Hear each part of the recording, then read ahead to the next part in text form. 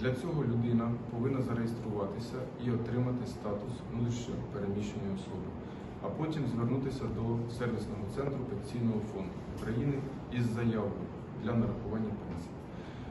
У прифронтових громадах виплати пенсій також відбуваються за планом. У Широківській та Апостолівській громадах працюють відділення Укрпошти, де можна отримати кошти.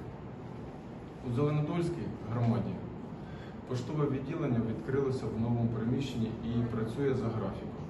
У населені пункти, які знаходяться під постійними обстрілами, зокрема селом Мала Костромка, поштарі приїжджають в супроводі добровольчого формування Зеленодольської громади. Також в повному обсязі нараховуються і сплачуються соціальні виплати мешканцям громад, зокрема за червень по Зеленодольській і Апостолівській та Широківській громадах нарахували 12,5 мільйонів гривень соціальних допомог.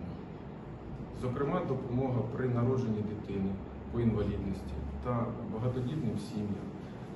Шановні, ми нація, яку не залякати і не здолати.